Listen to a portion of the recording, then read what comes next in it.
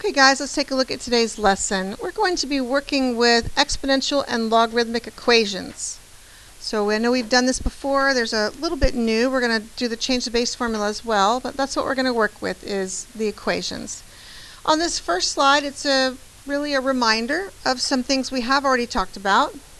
So for example, if I have two exponentials equal to each of their bases are the same, then I am allowed to ignore the bases and set the exponents equal to each other. That's a thing. I'm allowed to do that. Likewise, over here, I can convert a logarithm into an exponential. Now this is really, so if we convert it, it'd be 10 to the 3 equals x. 10 to the 3 equals x. This is x. See that simplification? Because 10 to log base 10, that's the same thing. It would go away, right? It would leave the x. So these are equivalent. Likewise, on logarithmic functions, we have this scenario where if our logs have the same base and one is equal to another, we are allowed to ignore the bases and set the arguments equal to each other. That is okay. That's an okay thing to do. And we also can convert. So we have a couple of different options for solving equations. We can get one expression equal to another, one log equal to another, or exponential equal to another, drop the bases, and then set the exponents equal to each other, or the arguments equal to each other. That's one option. Or we could do the conversion thing. That's another option. Okay, so we have several options to work on. All right, let's jump into some examples. Okay, so for the vast majority of this, you're not going to have a calculator, so it's okay to leave leave cosine 1 as your answer. 1 is not a unit circle value, right? It's okay. Leave cosine 1 as your answer. That's an accurate, exact answer. We're going to leave like logarithms in our answers. That's okay. It's not a problem. So let's work on the first one. We see that there's no way to make these bases the same. So I'm going to take the log of both sides. That's one technique that I could do. So I'm using log base 10. Just going to use a regular log base 10. Log of 3 to the x plus 2 equals log of 7.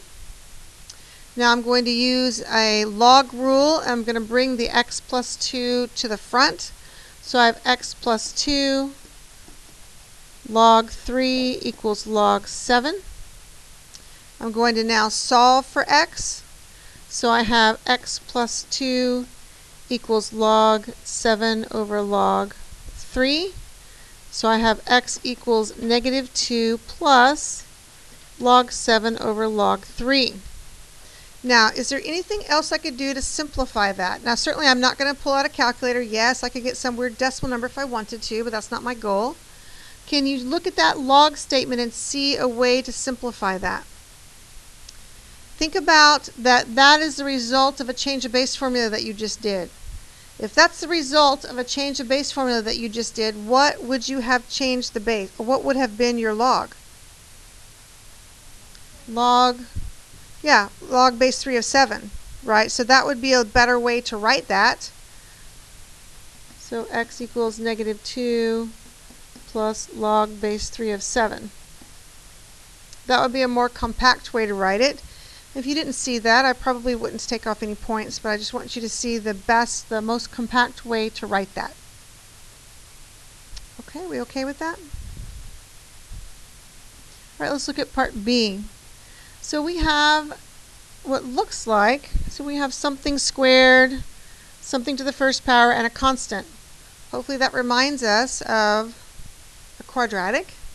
Right? Remember when we had those with trig functions, we'd have like a sine squared and a sine and like a 2 or something? Same kind of thing, but this is with exponentials. We're going to factor it like we would do a quadratic. So let's do that. So e to the x times e to the x. So let's just remind ourselves. So e to the x times e to the x. When I multiply common bases, I add the exponents, right? And 1x plus 1x is 2x. So we see how that gives us e to the 2x. Right, and so my signs should be different. What is that, a 6? Yeah, so then we have a 2 and a 3. So now I have factors. I'm going to set the factors equal to 0. So I have e to the x equals negative 2 and e to the x equals 3. Can e to the x ever be negative? No, that's impossible. Right, that's impossible. So this is not viable. We would just cross it off. It certainly is okay for e to the x to be 3, but I need to know what x is. So I need to convert that. Right, so I would do log of 3 equals x. And I would just leave it as natural log of 3. There's no reason to make a decimal equivalent if we don't have to. Okay, we okay with that?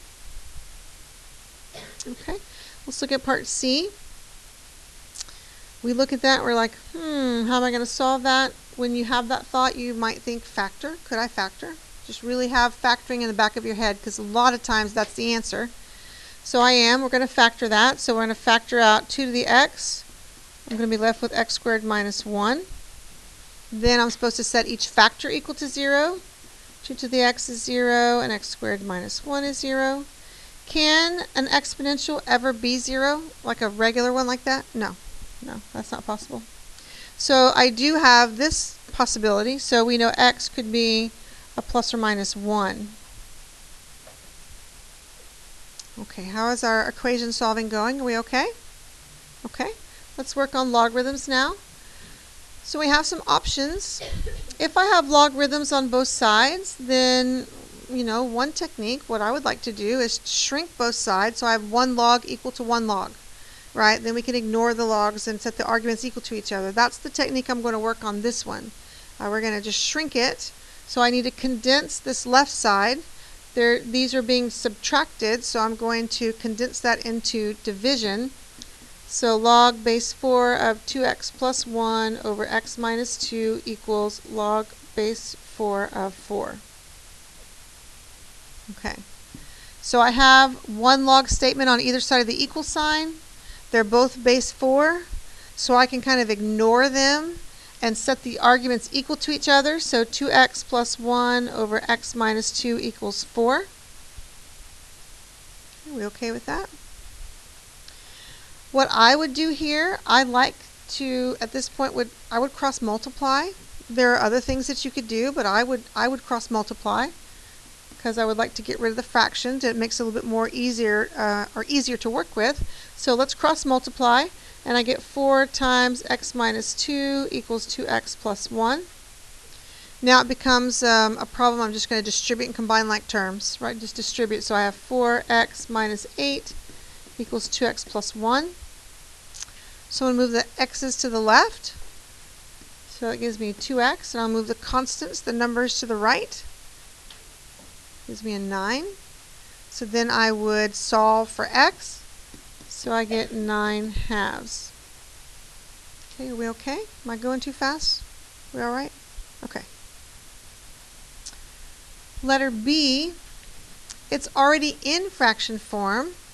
So when I have one fraction equal to another in solving, I really like to cross multiply. So that's what I would do. I would cross multiply. And so I would have 4 times 2 minus log base 7 of x equals 3 plus log base 7 of x. So that would be my first step, is to cross multiply, so it's easier to work with. Now I'm going to distribute that 4. So it leaves me 8 minus 4 log base 7 of x equals 3 plus log base 7 of x. Okay, I would like to move the logs to one side. And I like keeping them positive. That's what I like doing. You don't have to. So I would probably take this negative 4 log 7 and move it over here. Base 7. I'd move it over here. So I would add the 4 to this side, which would give me 5 log base 7 of x's. 5 of them. Then I'd move the 3 over. Right? 8 minus 3 would give me a 5. Okay, so right now what I have is I have a log on one side and a number on the other. Not like this one, right? We had logs on both sides. So let's isolate the log. We need to isolate it, so let's divide by 5. And now when we don't have another log over here, we can't drop the logs off, right? I can't say x equals 1. That's not really how that works. At this point, I have to use a different technique, right? I'm going to have to convert. Do the little like circle thing, the little swirly thing. where you do like 7 to the 1 equals x. Convert it. I'm going to convert the logarithm into an exponential. So 7 to the 1 equals x. So basically x is 7. Is that okay? All right, the last one is a change of base one equation. I introduced you to the change of base formula with algebra yesterday. And so if we look at this, hopefully you can see that is one of the examples we did yesterday with the log base 2, log base 4, log base 6. And we decided it'd probably be a good idea to go base 2. So let's do that. Let's do that today. Let's go base 2. So this is already log base 2. So we'll just leave that little guy alone. This one we're going to have to do the change of base formula on. So log base 2 of x over log base 2 of 4. Okay. So let's do the change of base formula on the third one. So log base 2 of x over log base 2 of 16, and that is 7.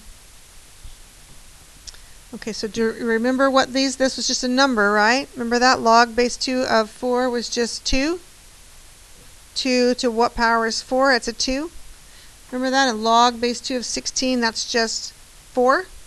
So I have 1 log base 2 of x plus 1/2 log base 2 of x plus 1/4 log base 2 of x. Do you remember what that added to? The 1 plus the half plus the fourth? 7/4.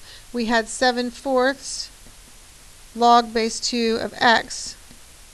Okay, that's what we got. So now to solve, we want to solve for x. I want to isolate the log, so I need to move this, get rid of the 7/4. So I would multiply both sides by 4/7, which would give me log base 2 of x equals 4. Am I done? No, right? I need to solve for x. So I'm going to do the conversion thing. I'm going to convert it to an exponential. So 2 to the 4th power is x. So 2 to the 4th power is x. So 2 to the 4th is a fairly easy one to do. I would want you to go ahead and multiply that out. I mean, if it was 2 to the 57th, you could leave it as 2 to the 57th, but 2 to the 4th, what is that? 2 times 2 is 4, so it's what, 16? And there we go. That's that one. Okay, we okay with that? Okay.